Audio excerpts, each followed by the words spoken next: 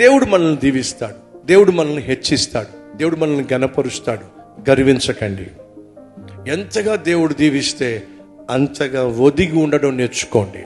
ఉదాహరణ, ప్రభువా నేను 0 అన్నారు అనుకోండి, అప్పుడు ప్రభు వచ్చి పక్కన నిలబడ్డాడు అనుకోండి, ఇప్పుడు ఎంతైంది చెప్పండి? 0 కాస్త ఏమైంది? 10 అయింది. అయిందా? ప్రభువా నేను 0 అన్నాను అనుకోండి, దేవుడు పక్కన వచ్చి నిలబడితే ఎంత అయింది? 100 అయింది. ప్రభువా నేను 0, ప్రభువా నేను 0, ప్రభువా నేను 0, ప్రభువా అన్నారు అనుకోండి, ప్రభు వచ్చి నీ పక్కన నిలబడ్డాడు అనుకోండి, ఇప్పుడు ఎంత అయింది చెప్పండి? ప్రభువా నేను 0 అయ్యా అన్నావంటే, సరే నువ్వు 0వే, పక్కన నిలబడతా, నీ విలువ నేను పెంచుకుంటా. 0 కాస్త ఏమైంది? 10 అయింది.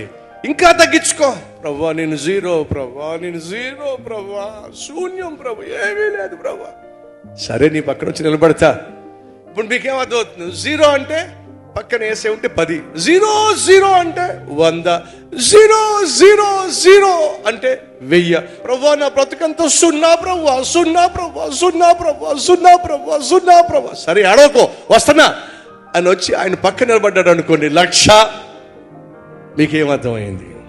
ఎంత తగ్గించుకుంటే నా దేవుడు నిన్ను అంత హెచ్చిస్తాడో. ఈ వాస్తవం మనం తెలుసుకుంటే ఎంత బాగుంటుంది. ఈ రీల్ లైక్ చేయండి, అనేక మందికి షేర్ చేయండి.